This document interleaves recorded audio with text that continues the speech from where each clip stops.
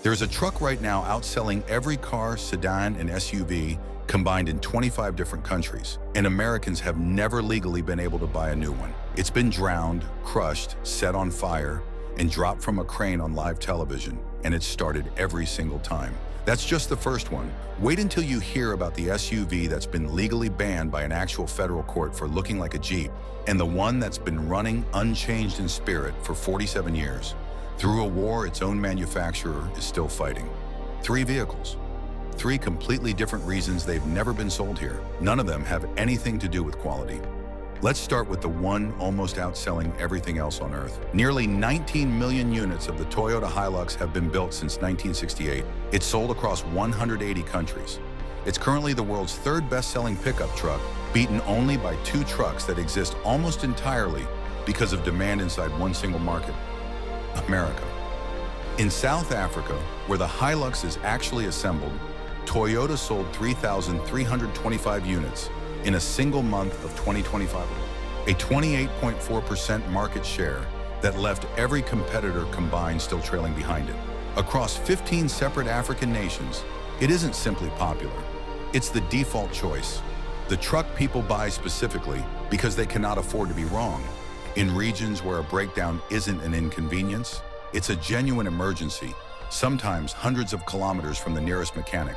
For decades before any of this, the unbreakable, bare-bones Land Rover held that same throne across Africa, considered the only vehicle serious enough to survive the continent's worst roads. Toyota's rise to replace it wasn't accidental. In 1986, as the United States passed sweeping anti-apartheid sanctions, and General Motors and Ford both withdrew from South Africa entirely, Toyota made the opposite calculation and stayed. It kept building. It kept investing in local plants and local parts networks through the most unstable years of the country's transition. When the market reopened to the world, Toyota wasn't an outsider trying to break in. It was already there, already trusted. The Hilux has now been South Africa's best-selling vehicle for 13 consecutive years running. But that reliability didn't stay confined to farms and oil fields. It found its way somewhere far more uncomfortable. And this is where the story stops being about trucks entirely. In 1987, Chad's military was locked in a brutal conflict against Libyan troops backed by heavy armor and air support. Chad had neither. What it had instead was roughly 400 Toyota Hilux pickups, stripped down and fitted with mounted machine guns, anti-tank missiles, and anti-aircraft weapons in whatever configuration a welder in a few spare hours could manage. Chad's forces used that improvised fleet to outmaneuver Libya's conventional army entirely, and the final phase of that war earned its own permanent name in military history: the Toyota War. That conflict didn't end the story, it started a new one. The vehicle that became known across battlefields as a technical, a civilian pickup converted into a mobile weapons platform, turned the Hilux into something Toyota never designed it to be and has spent decades trying to distance itself from.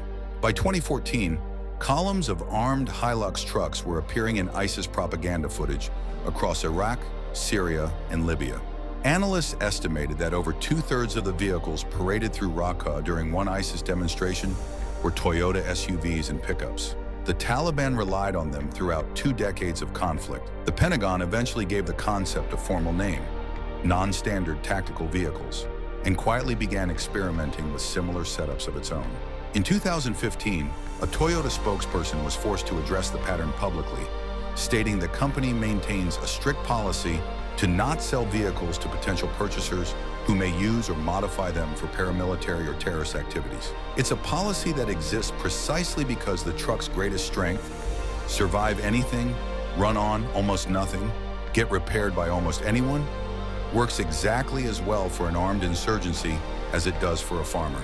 The same chassis showing up in war footage also shows up, just as often, on the other side of those same conflicts. United Nations convoys, humanitarian aid teams, NATO special operations units blending in with civilian traffic. The vehicle doesn't choose sides. It simply keeps running for whoever happens to be driving it. Now leave the war zones entirely, and the story somehow gets stranger. In 2003, a British television show set out to find the actual breaking point of a used Hilux pickup bought straight off a farm with 190,000 miles already on the odometer. Jeremy Clarkson and the Top Gear crew submerged it in the rising tide of the Bristol Channel for hours. It started. They dropped it from a crane onto solid ground. It started. They demolished a building around it with a wrecking ball. It started. They set it on fire. It still started. Finally, they placed it on top of a 23-story building scheduled for demolition and blew up the entire structure underneath it. Mechanics worked it over one last time with nothing but basic hand tools and zero replacement parts. It started. That single experiment did more for the Hilux's global reputation than any advertising budget Toyota could have spent, because nobody staged it to sell trucks. It was a genuine attempt to destroy one, and it simply refused to cooperate. To this day, the Hilux remains the single best-selling vehicle in Australia, period, moving nearly 4,700 units in a single month of 2025. In Oman, it captured 13.7% of the entire pickup market, where summer heat regularly exceeds 120 degrees Fahrenheit. In Argentina and Panama, it topped annual sales charts and became the truck of choice in the Dakar Rally. In 2024 alone, it sold roughly 617,000 units globally. Strip America out of the global pickup market and nothing on earth outsells it. So why has it never been allowed to compete here? Stay with this part. The reason is genuinely one of the stranger things you'll learn about American trade policy this year. The answer has nothing to do with engineering and everything to do with poultry. In the early 1960s, American farmers were exporting frozen chicken into Europe at prices local producers couldn't match. West Germany and France responded with steep tariffs on American chicken imports, and the dispute escalated into a genuine transatlantic trade fight. At the same time, a completely unrelated battle was unfolding in Detroit, where European manufacturers were flooding the American market with cheap commercial vans, and the United Auto Workers Union was furious about it. President Lyndon B. Johnson resolved both fights at once in 1964 with a single executive order, a 25% tariff on a specific list of imports, including light-duty trucks. People started calling it the chicken tax. It never expired.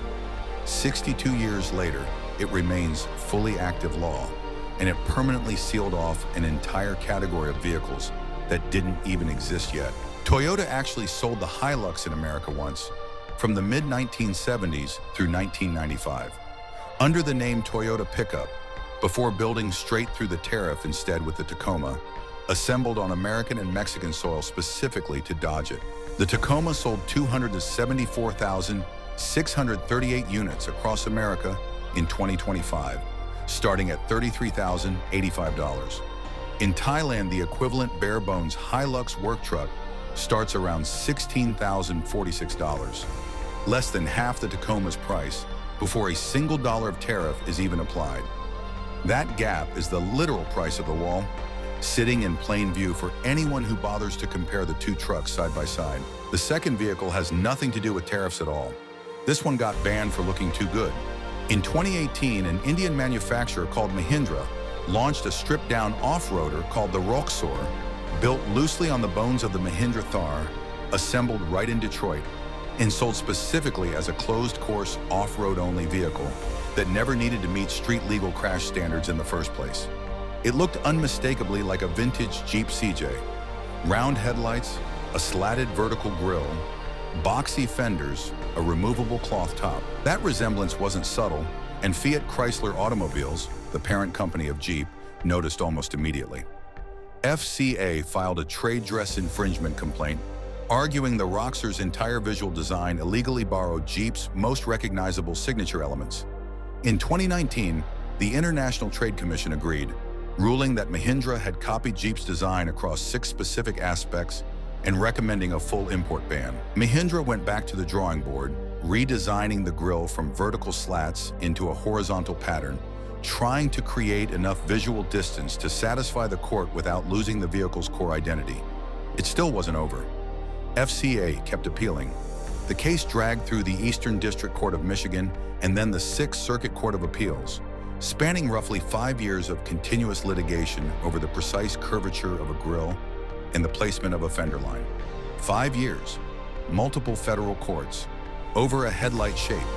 In 2023, the courts finally sided with Mahindra for good, ruling that the redesigned Roxor was distinctive enough that an average buyer would, in the court's own words, Know immediately it wasn't a Jeep.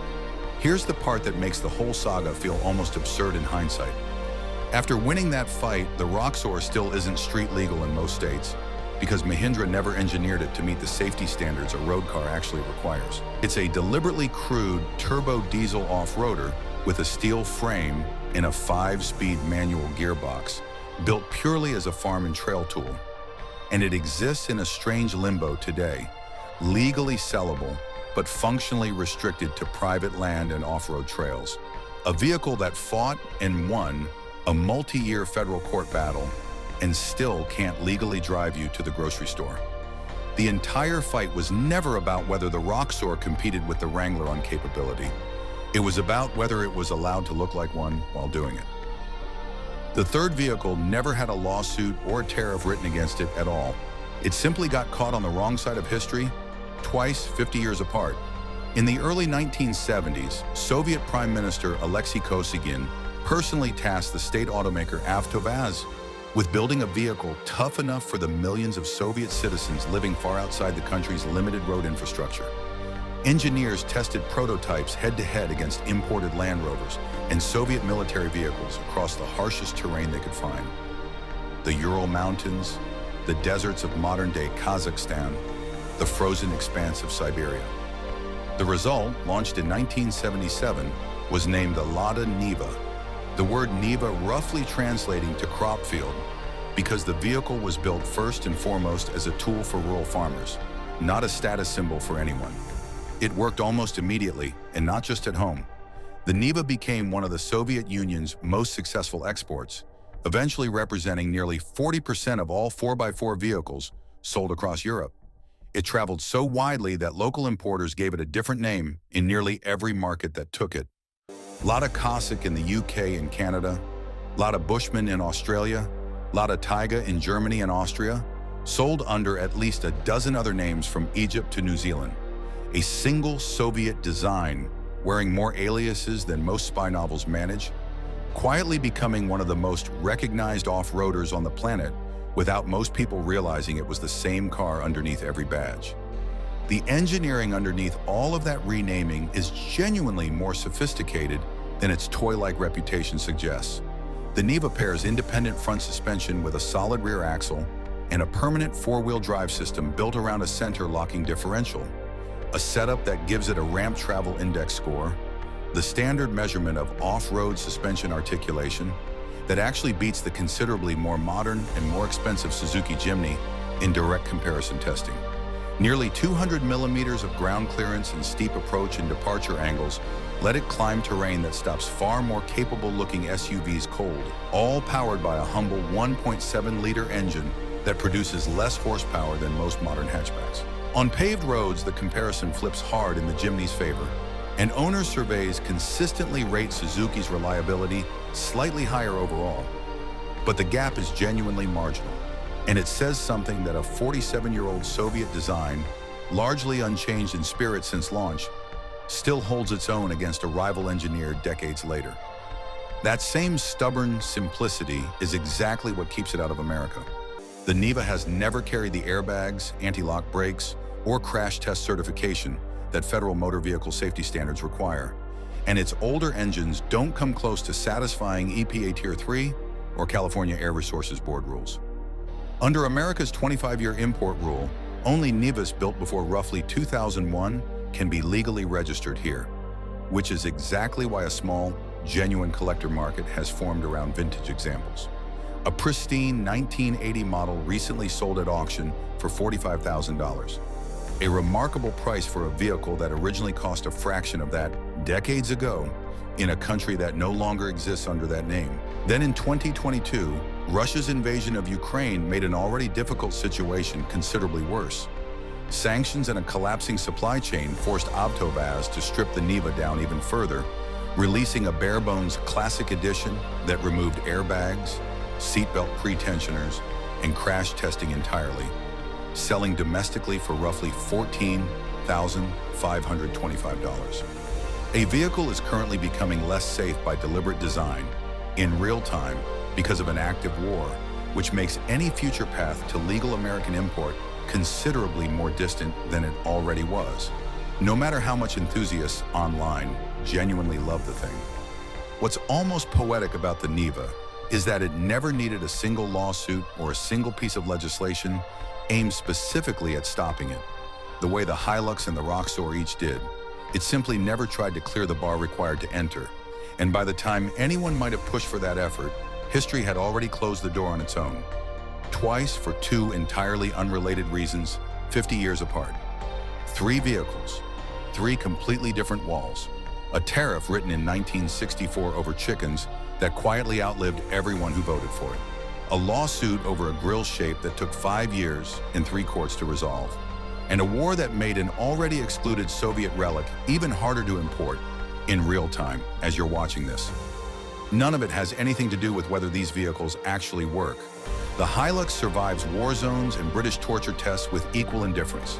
The Roxor exists specifically because off-road simplicity still has a real market, lawsuit or not. The Niva has run continuously since 1977 because mechanical simplicity, it turns out, ages remarkably well. Even when the country that built it has fallen apart and rebuilt itself twice over in the meantime.